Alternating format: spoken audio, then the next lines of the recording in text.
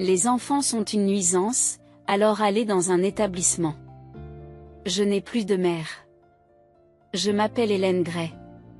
Je suis encore en 5e année d'école primaire et je vis avec mon père et ma mère dans une famille de 3 personnes. Mon père est très chaleureux et m'emmène souvent en vacances.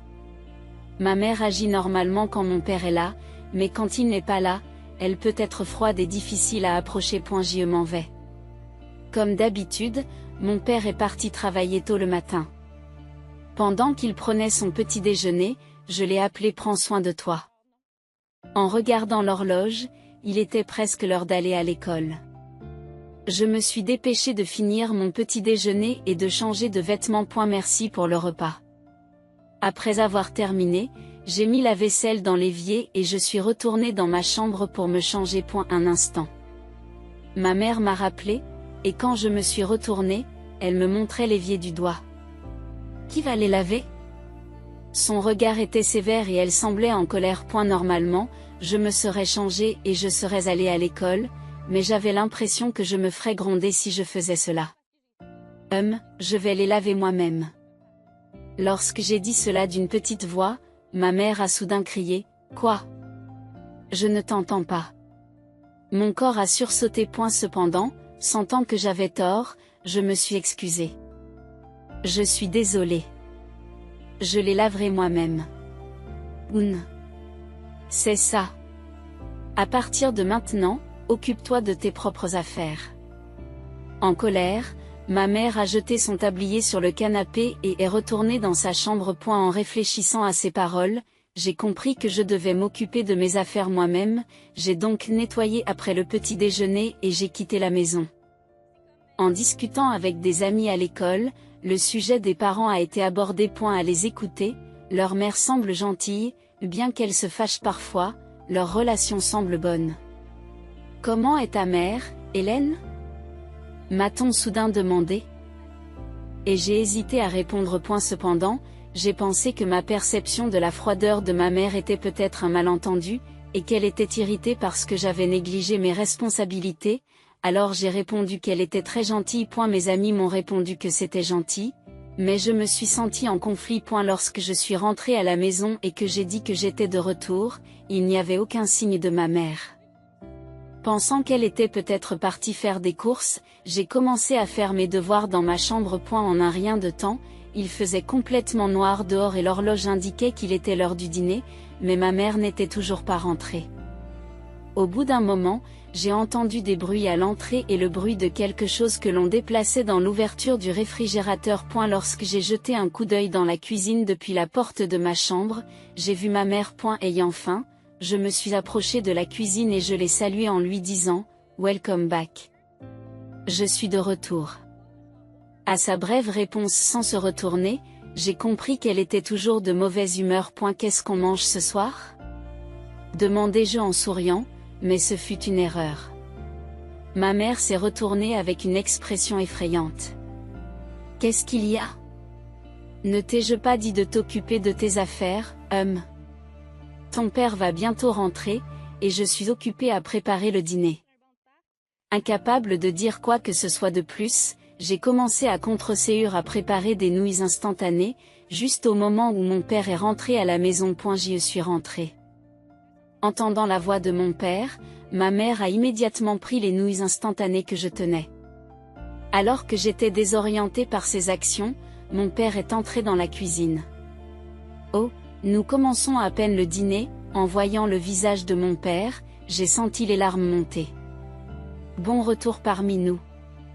Aujourd'hui, les courses ont pris un peu de temps. Alors je vais commencer à préparer le dîner. Papa et Hélène, veuillez patienter encore un peu.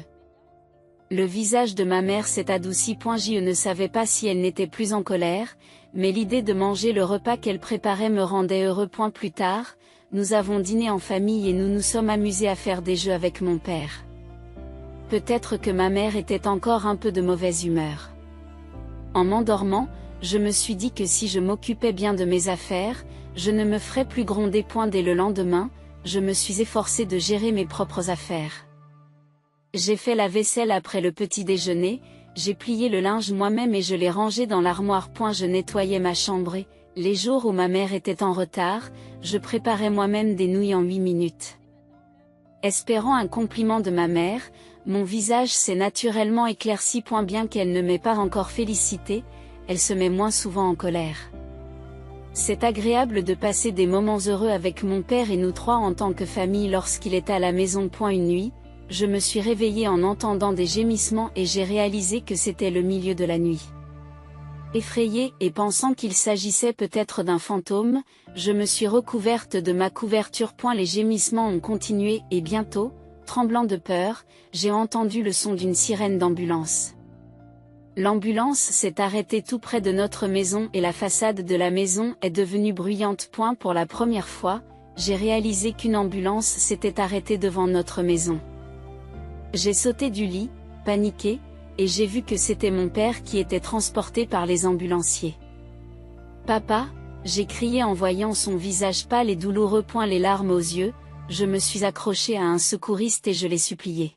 « S'il vous plaît, sauvez mon père !» L'ambulancier a posé doucement une main sur mon épaule et m'a dit « Nous allons l'emmener à l'hôpital tout de suite. » Ma mère et moi avons ensuite suivi l'ambulance jusqu'à l'hôpital et, à l'arrivée, mon père a été rapidement emmené dans la salle de traitement. Et il ne nous restait plus qu'à attendre dans la salle prévue à cet effet. Pendant que nous attendions, l'anxiété dominait mon esprit, me demandant ce que je ferais si mon père venait à décéder. À côté de moi, ma mère manipulait calmement son smartphone, ne montrant aucun signe extérieur d'inquiétude. Tout en versant des larmes, j'attendais anxieusement que quelqu'un me rassure en me disant que tout irait bien. Je ne sais pas combien de temps s'est écoulé, mais un médecin a fini par venir nous voir. Pendant que ma mère et le médecin discutaient de quelque chose de complexe, tout ce que je comprenais, c'est qu'une maladie grave avait été découverte chez mon père et qu'il allait devoir rester à l'hôpital pendant un certain temps. Même si le pire scénario aurait pu être évité, le fait que mon père ait dû lutter contre cette maladie m'a fait mal au cœur. J'ai également dû accepter la réalité qu'il ne pourrait pas rentrer à la maison avant un certain temps. Nous avons décidé de rentrer à la maison pour le moment. Ma mère a rapidement préparé tout ce qui était nécessaire pour le séjour de mon père à l'hôpital et est repartie. Restée seule à la maison, je me suis allongée dans mon lit, incapable de dormir, et comme j'étais rentrée tôt le matin, il commençait bientôt à faire jour dehors. Je dois aller à l'école.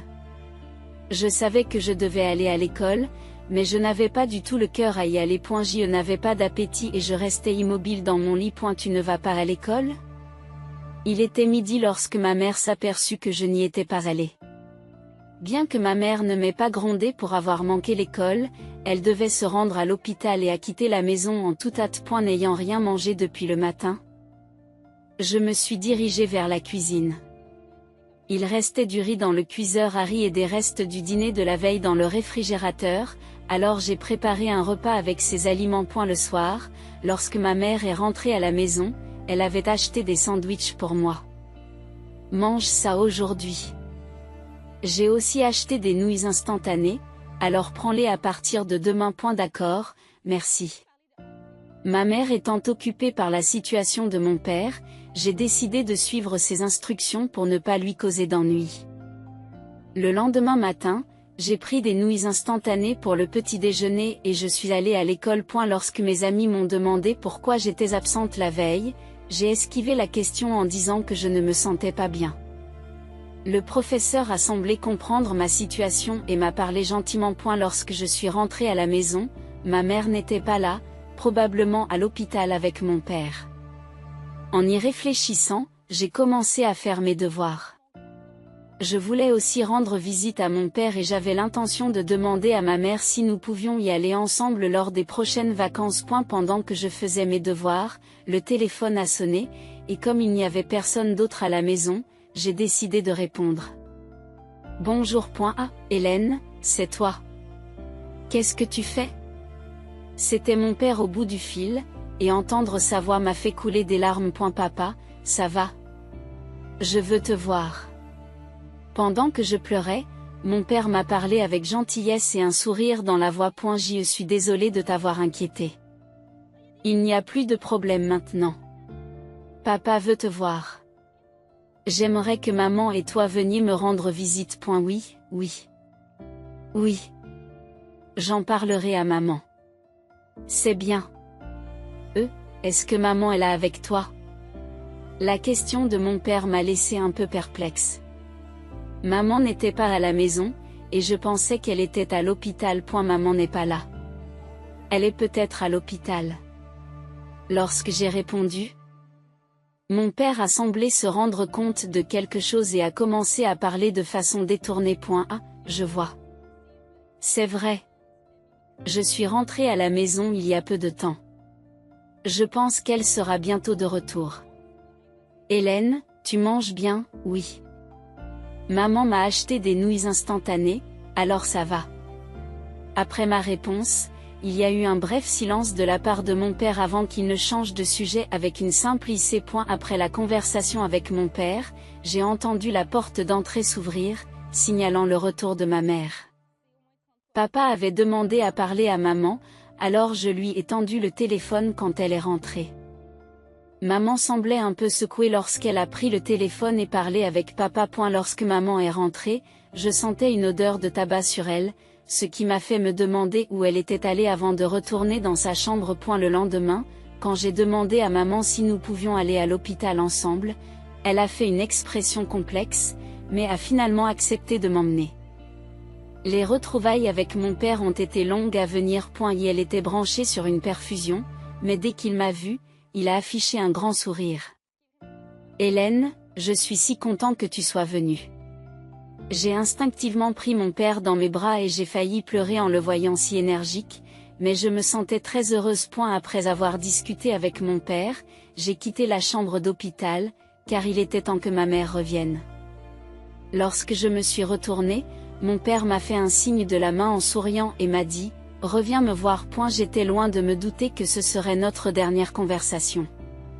Peu après, l'état de mon père s'est soudainement aggravé et il est décédé. Je n'arrivais pas à croire à la réalité et je me suis habillée en noir, comme ma mère me l'avait demandé, pour assister à l'enterrement. De nombreuses personnes se sont rassemblées à l'enterrement pour faire leurs adieux à mon père. Ma mère est restée calme pendant toute la cérémonie et, en la regardant, j'ai presque eu l'impression que mon père était encore en vie. Alors que je me tenais distraitement dans un coin de la salle, quelqu'un s'est approché de moi. « Et, tu n'es pas Hélène ?» En me retournant, j'ai vu une femme habillée de façon plutôt flamboyante qui se tenait là. Ne sachant plus qui elle était, la femme s'est assise à côté de moi. Et a commencé à parler. « Cela fait longtemps, n'est-ce pas? Je suis ta tante, la sœur de ton père. » Maintenant qu'elle en parlait, je voyais la ressemblance avec mon père. Je ne connaissais pas ma tante, mais j'avais entendu mon père parler de sa sœur. Ma tante. Oui, ma tante. Tu ne trouves pas que je ressemble à ton père, dit-elle en riant. Et son visage ressemblait en effet beaucoup à celui de mon père. À ce moment-là, ma tante m'a soudain serré très fort dans ses bras. C'est normal de pleurer, Hélène. Tu as bien fait, dit-elle, et sans m'en rendre compte, mes larmes se sont mises à couler encore plus fort. J'ai eu l'impression d'avoir vraiment accepté la réalité, à savoir que je ne reverrai plus jamais mon père à ce moment-là. Après que ma tante m'a doucement caressé le dos et que je me suis un peu calmée, je l'ai remerciée et je suis allée chercher un verre. Dans la chambre, j'ai trouvé ma mère qui m'a fait une remarque froide en voyant mon visage baigné de larmes. « Tu as pleuré? Quelle honte !» Ces paroles froides m'ont transpercé le cœur. « Maman, tu n'es pas triste ?» demandai-je, choquée qu'elle ne semble pas avoir de chagrin du tout. Être triste ne changera rien. « Il est parti maintenant, » répondit froidement ma mère. Ces paroles froides ont fait trembler mon corps. Même si nous avions toujours ri et nous étions amusés tous les trois lorsque mon père était là, je me demandais si ma mère l'avait vraiment détesté. Alors que je restais figée, ma tante est apparue. « Oh, belle-sœur, ça fait longtemps qu'on ne s'est pas vu, » dit ma tante d'un ton enjoué. Mais l'expression de ma mère a immédiatement changé. « Oh, ça fait longtemps. As-tu besoin d'aide ?» demanda ma tante, ce à quoi ma mère a répondu « Non, il n'y a rien. » « Alors, Hélène, allons là-bas » propose ma tante. Elle m'a pris la main et nous avons quitté la pièce. J'ai vu à l'expression de ma mère qu'elle se sentait mal à l'aise en présence de ma tante. Par la suite, j'ai passé du temps aux côtés de ma tante, et l'enterrement s'est terminé sans incident. Hélène, nous partons maintenant, m'a dit ma mère après l'enterrement. Ma tante m'avait tenu la main pendant toute la durée de l'enterrement, mais elle l'a lâchée au moment de partir. Son expression était un peu triste. Hélène, à bientôt. Oui, à bientôt, ai-je répondu. Alors que je suivais ma mère à l'extérieur, une voiture inconnue était garée là. Désolée de t'avoir fait attendre, dit ma mère en ouvrant la portière. Un homme inconnu était assis sur le siège du conducteur, et j'ai senti une résistance à monter dans la voiture, inconsciemment. Ne traîne pas, monte vite, m'a demandé ma mère d'un ton que je n'avais jamais entendu de sa part auparavant. À contre-séhur, je suis montée dans la voiture. Et la voiture s'est mise à rouler dans la direction opposée à celle de notre maison. Je continuais à regarder par la fenêtre. Ne sachant pas où nous allions, je ressentais une légère peur à l'intérieur de la voiture. Nous sommes ici. Sortez vite. On m'a dit de sortir de la voiture, et il y avait un grand bâtiment, un endroit que je ne connaissais pas du tout. Où sommes-nous ? Demandai-je tandis que ma mère allumait une cigarette. Les enfants sont gênants, il faut aller dans un centre. Stupéfaite, je n'ai pu qu'émettre un A confus. Je n'ai pu que prononcer un A confus tandis que ma mère et l'homme s'éloignaient en voiture. J'ai désespérément poursuivi la voiture, mais j'ai trébuché et n'ai pas réussi à la rattraper, ce qui m'a obligé à abandonner la poursuite. Alors que je retournais à l'endroit où j'avais été laissée. Une voiture s'est arrêtée à côté de moi. La fenêtre s'est baissée et ma tante était assise sur le siège du conducteur. Je ne m'attendais pas à ce que les choses se passent ainsi. Hélène, viens, monte. Soulagée de revoir ma tante, je suis montée rapidement dans la voiture. Elle m'a tapoté la tête et, en réponse à sa gentillesse, les larmes ont commencé à couler doucement. Combien de fois vas-tu pleurer aujourd'hui ? Pauvre petite chose. Après avoir roulé pendant un certain temps, nous sommes arrivés à une maison qui semblait être celle de ma tante. En entrant, une voix d'homme nous a chaleureusement accueillis en nous souhaitant la bienvenue. Je me suis instinctivement cachée derrière ma tante, mais elle a ri et m'a rassurée, ce n'est pas grave. Alors que je regardais timidement la personne, un jeune homme se tenait là, souriant chaleureusement. Surpris ? Je m'en excuse. En fait, je suis le mari de cette dame. Vous pouvez donc m'appeler mon oncle. Il me tendit la main avec un sourire amical. Rassuré, je lui ai serré la main et il a souri à nouveau. Vous devez avoir faim, n'est-ce pas ? Le dîner est prêt. Il faut que tu manges bien et que tu deviennes fort. Tu es aussi difficile qu'une mère. Leurs plaisanteries m'ont fait rire, et c'est à ce moment-là que mon estomac s'est mis à gronder. J'ai rougi de gêne et ils ont ri encore plus. J'étais soulagée de pouvoir enfin profiter d'un dîner amusant, ce qui m'avait manqué pendant si longtemps. Après le dîner, on m'a préparé un bain et on m'a mis un pyjama pour que je me change. Quand je suis allée dans le salon, ma tante avait préparé du lait chaud. Du lait chaud, hein ? Tu n'es pas un peu trop vieille pour ça ? N'est-ce pas, Hélène, mais les enfants de l'école primaire n'aiment pas le lait chaud ? Non, leur échange ludique était si réconfortant que je n'ai pas pu m'empêcher de rire avec eux. Entraînés par leur rire, ils se mirent à rire tous les deux. Assieds-toi, j'ai quelque chose à te dire, dit mon oncle. Et tandis que je m'asseyais devant le lait chaud, il commença à parler. Hélène, que dirais-tu de devenir notre enfant, proposa-t-il soudain, et comme j'étais sur le point de boire mon lait, je m'étouffai. Tout. Quoi ? M'exclamai-je avec surprise. Pardon. C'était soudain, n'est-ce pas, dit mon oncle en me tapotant le dos. Ma tante, qui observait la scène, rit de bon cœur. Pourquoi ne deviens-tu pas notre enfant ? Veux-tu vraiment retourner chez ta mère, continua ma tante. Ces paroles m'ont fait réfléchir profondément. Je ne déteste pas ma mère, mais compte tenu de la situation familiale, de mon père et du fait d'être abandonné, l'idée de retourner auprès d'elle est effrayante. En fait, nous en avons parlé à ton père, m'a dit mon oncle. En entendant le nom de mon père, j'ai été encore plus surprise. Puis ma tante a tout expliqué en détail. L'homme avec qui ma mère était son partenaire, et mon père était au courant.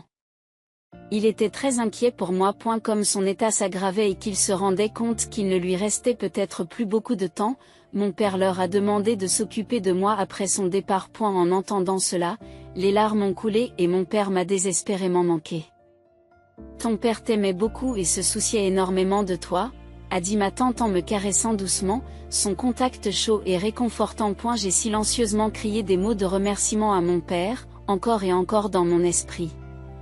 Je me souvenais de mon père, qui jouait toujours avec moi et que j'aimais beaucoup. J'ai décidé qu'à partir de maintenant, je voulais devenir plus forte. Je veux rester avec vous, mon oncle et ma tante, leur ai-je dit, et ils ont été très contents. Des procédures formelles sont nécessaires pour que nous devenions officiellement une famille, et même si elles prendront un certain temps, on m'a assuré que je pouvais rester avec eux sans inquiétude en attendant. Voulant être utile à mon oncle et à ma tante, j'ai décidé de les aider à préparer le petit déjeuner et le dîner, ainsi qu'à nettoyer la salle de bain et les toilettes. Mais mon travail acharné n'a fait qu'inquiéter davantage mon oncle et ma tante. Les enfants de l'école primaire devraient jouer davantage, disait-il, et même si j'étais confuse, j'ai quand même commencé mes devoirs. Hélène, as-tu fait le ménage pendant tout ce temps, m'a demandé ma tante pendant le dîner.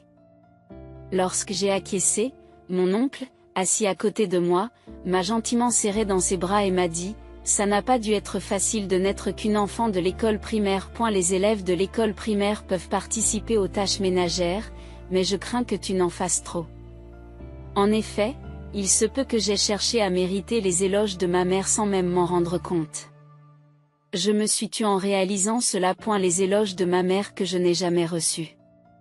J'avais l'impression que mes efforts ne signifiaient pas grand-chose pour elle. Tu n'as pas à t'inquiéter de quoi que ce soit ici. Tu peux aider. Mais ce qui est important, ce sont tes amis, l'école et prendre soin de toi. Nous voulons que tu te chérisses. Les mots de ma tante ont résonné profondément en moi. Mon oncle a hoché la tête à plusieurs reprises, les yeux humides. J'ai senti à quel point j'étais heureuse d'être avec ma tante et mon oncle. 2 semaines après l'enterrement de mon père, j'ai été convoquée dans la salle des professeurs de l'école. En me demandant de quoi il s'agissait, on m'a dit qu'il y avait un appel téléphonique de ma mère. Le professeur ne devait pas savoir grand-chose de ma situation. Pensant que laisser l'appel téléphonique sans surveillance pourrait inquiéter les professeurs, j'ai décroché le combiné en tremblant. J'ai décroché le combiné avec des mains tremblantes. Bonjour ? Hélène, réponds vite au téléphone. La voix de ma mère, que je n'avais pas entendue depuis longtemps, criait. Où es-tu en ce moment ? J'ai appelé l'établissement et on m'a dit que tu n'étais pas là. Je me suis étouffée, incapable de répondre. Est-ce que tu m'écoutes ? Eh bien, peu importe. Je viens te chercher parce qu'après, j'aurai l'argent de poche. J'ai besoin d'argent tout de suite, dit ma mère. En entendant ces paroles, je me suis sentie reprendre rapidement mes esprits. L'idée de vouloir être aimée ou félicitée par quelqu'un qui avait trahi mon père était à la fois frustrante et douloureuse. Maintenant, j'ai ma tante et mon oncle à mes côtés et ils me sont précieux. Mon père bien-aimé veille également sur moi de quelque part. Je peux devenir plus fort. Je n'ai plus de mère. Avant que je ne m'en rende compte, ces mots s'adressaient à ma mère. Qu'est-ce que tu racontes ? De quoi parles-tu ? A rétorqué ma mère. Tu te trompes ? Alors, au revoir. Attendez une minute avant que ma mère ne puisse terminer. J'avais raccroché le téléphone. L'enseignante présente était choquée et m'a demandé si ce n'était vraiment pas ta mère, ce à quoi j'ai répondu, c'était une étrangère. C'était une étrangère. L'appel a été considéré comme suspect et l'école a émis un avertissement. Inquiète de voir ma mère débarquer à la sortie de l'école, j'ai utilisé le téléphone public de l'école pour contacter ma tante. Ma tante m'a promis de venir me chercher immédiatement et elle est effectivement arrivée peu après. Elle a expliqué la situation aux enseignants de l'école qui ont décidé de contacter les services de protection de l'enfance. Après mon retour à la maison, ma mère est effectivement venue me chercher, Mais les enseignants se sont occupés de la situation et elle est partie de mauvaise humeur. Bien que ma mère n'ait pas remis les pieds à l'école, pour ma sécurité, mon oncle ou ma tante ont commencé à venir me chercher à la fin des cours. J'étais reconnaissante à mon oncle et à ma tante de me réconforter, mais ils m'encourageaient joyeusement à ne pas m'inquiéter. Grâce au soutien de mon oncle et de ma tante, j'ai pu mener une vie heureuse. Les professeurs de l'école sont gentils et je me sens soutenue par de nombreuses personnes. Un jour, le téléphone de la maison a sonné. Ces derniers temps, je répondais de plus en plus souvent à des appels chez ma tante. Comme d'habitude, j'ai répondu joyeusement au téléphone en disant bonjour. Cependant, la réponse était une voix que je ne voulais pas entendre. Oh, ce n'est pas Hélène ? Je pensais que tu n'étais pas à l'établissement, mais tu y es finalement. Dès que j'ai entendu la voix de ma mère, j'ai sursauté. Comment savait-elle que j'étais ici ? Je ne l'avais dit à personne. Arrête de rester là-bas et reviens vite. Les choses sont difficiles ici, a poursuivi ma mère de manière unilatérale. D'après ma mère, la société de son partenaire a fait faillite et elle est en difficulté financière. Malgré les intentions de ma mère, tout ce que je percevais, c'était sa dépendance financière à mon égard, qui devenait évidente au fur et à mesure qu'elle continuait à plaider au téléphone. Auparavant, lorsqu'elle avait appelé l'école, elle avait fait part de ses problèmes financiers, ce qui indiquait sa situation économique désastreuse. Alors que je restais silencieuse, la colère de ma mère s'intensifiait. Au milieu de ses cris, ma tante m'a soudain pris le téléphone. Je me suis retournée pour la voir sourire, mais son expression s'est rapidement transformée en colère. Réponds au moins. Est-ce que tu écoutes au moins ce que ma mère a crié ? Ça suffit. Je t'entends, a répondu ma tante avec fermeté. La voix de ma mère s'est éteinte au téléphone. Mon cœur battait la chamade pendant la confrontation. Comment peux-tu ne pas avoir honte ? Dire à sa fille de revenir pour de l'argent, ce n'est pas une blague. Qu'est-ce que tu crois qu'Hélène et ma tante la confrontaient ? Ce ne sont pas vos affaires. Hélène est ma fille, rendez-la moi. Ma mère a argumenté. Pourquoi avez-vous laissé votre fille devant un établissement alors ? Arrêtez de faire des arguments commodes, a rétorqué ma tante. Je vais appeler la police. Je vous accuserai d'enlèvement, menaça ma mère. Allez-y, dites-le. Nous avons des preuves de toutes les choses terribles que vous avez faites à Hélène, nous pouvons les partager aussi. En fait, nous accueillons volontiers la police, cela permettrait de régler les choses plus rapidement, a dit ma tante avec assurance. Ce que ma mère a crié et je me suis sentie coupable, comme si je causais plus de problèmes. À ce moment-là, sans que je m'en aperçoive, mon oncle est revenu et me tapote doucement l'épaule. C'est bon. Laisse-nous faire. C'est une affaire d'adulte. Mon oncle m'a ensuite pris la main et m'a préparé du lait chaud. Hélène, tu aimes le lait chaud, n'est-ce pas ? Tu en bois beaucoup. Oui, c'était délicieux la première fois que je l'ai goûté. J'ai adoré. Répondis-je. En entendant cela, mon oncle a souri joyeusement. À eu bout d'un moment, ma tante est revenue dans le salon et a remarqué mon air inquiet, m'ébouriffant les cheveux tout en parlant. Qu'est-ce qui se passe avec ce visage ? Il n'y a pas de quoi s'inquiéter. Nous ne la laisserons pas gagner. Tout en arrangeant mes cheveux, je leur ai exprimé ma gratitude. Plus tard, j'ai aidé à préparer le dîner. En vivant avec mon oncle et ma tante, j'ai réalisé à quel point les tâches ménagères pouvaient être agréables. Quelques jours plus tard, ma mère m'a de nouveau appelé. Mon oncle et ma tante avaient dit qu'il n'était plus nécessaire de répondre à ces appels, mais je voulais leur être utile. Hélène ? Maman a vraiment des problèmes. Aide-moi. Je l'ai déjà dit, mais je n'ai plus de mère. Comment peux-tu être aussi froide ? C'est moi qui t'ai élevée. As-tu oublié les jours de plaisir avec papa ? Au moment où ma mère a parlé de papa, mon cœur a battu la chamade, mais la colère est montée en moi. Oui, c'était vraiment amusant quand papa était là. Mais il n'y a que lui qui était gentil, et toi ? Tu m'as abandonné. J'ai crié plus fort que je ne l'aurais cru, et j'ai ressenti un grand soulagement en exprimant mes sentiments. Ensuite, j'ai contré ces paroles avec assurance. Tu es toujours mon enfant, n'est-ce pas? Je ne t'ai pas abandonné, je t'ai juste laissé temporairement. Tu as ri et tu m'as dit que les enfants étaient une nuisance et qu'ils devaient aller dans un établissement. Je ne peux pas considérer une telle personne comme ma mère. C'est ce que j'ai fait. J'ai été forcée de dire ça. Ce n'est pas de ma faute. Mais vous m'avez abandonné. Donc, je n'ai pas de mère. Si j'ai une mère, c'est ma tante. Mon père est mon oncle et mon père au ciel. Tu as subi un lavage de cerveau. Reviens sans te plaindre. À ce moment-là, je me disputais intensément avec ma mère tout en versant des larmes. Mais étrangement, mon cœur s'est senti plus léger, comme si j'avais libéré tout ce que j'avais retenu. Alors dis-leur au moins de me laisser vivre dans leur maison. Je ne peux même pas manger correctement. Non, je ne vous laisserai pas déranger mes proches. Soudain, j'ai senti une présence derrière moi et je me suis retournée pour découvrir ma tante et mon oncle. Et ma tante m'a tapoté l'épaule et m'a félicité en me disant « Bien joué ». Mon oncle, les larmes aux yeux, a acquiescé.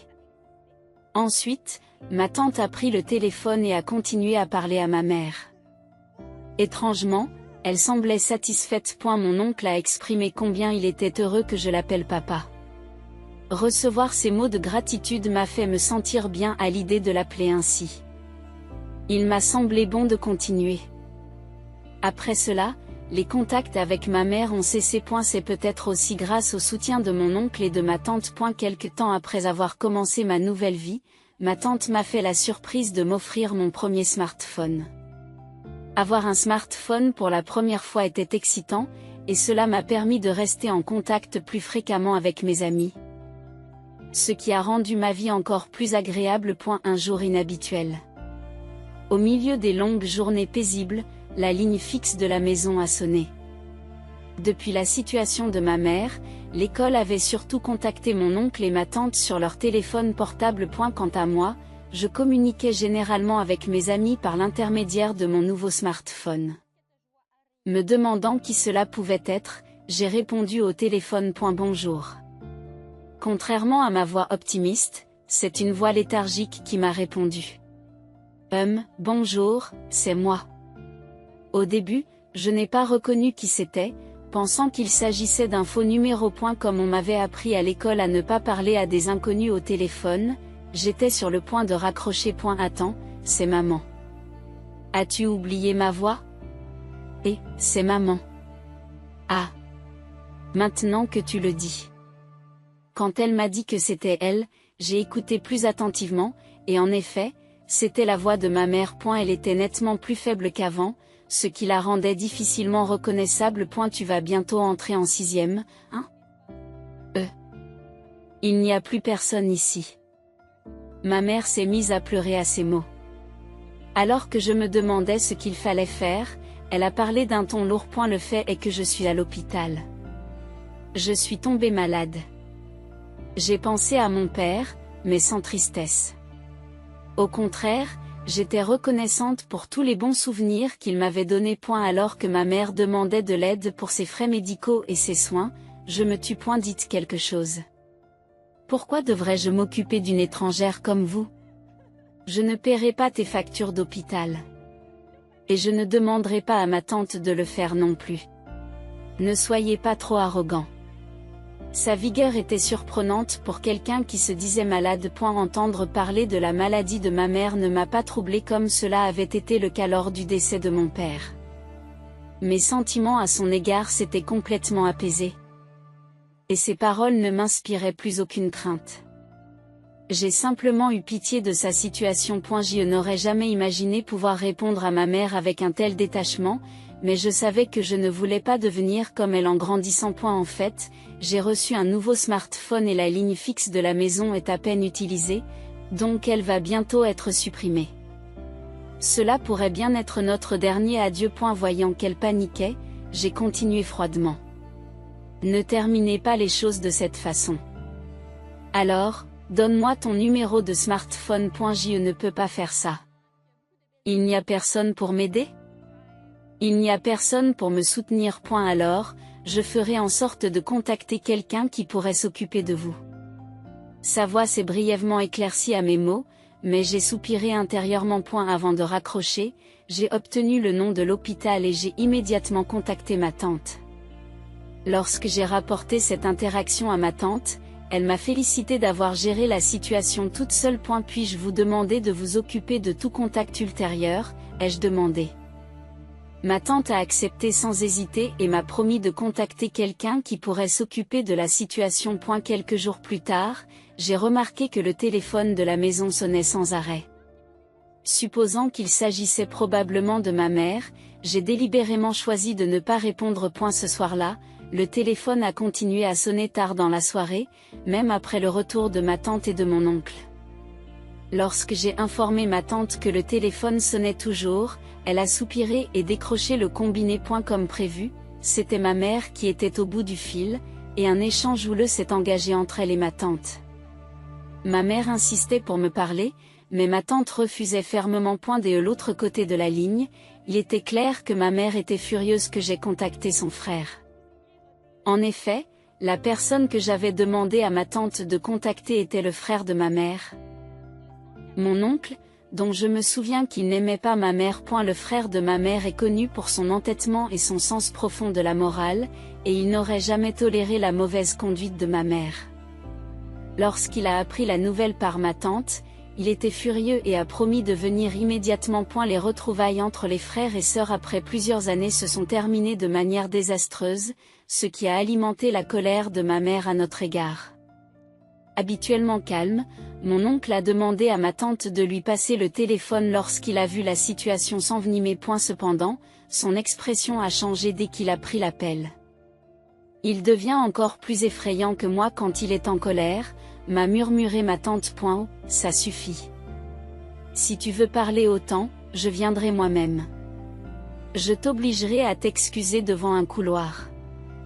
Malade ou pas, ça n'a pas d'importance. Prépare-toi, cria mon oncle. Après la crise de mon oncle, ma mère a raccroché, choquée. Oups, elle a raccroché.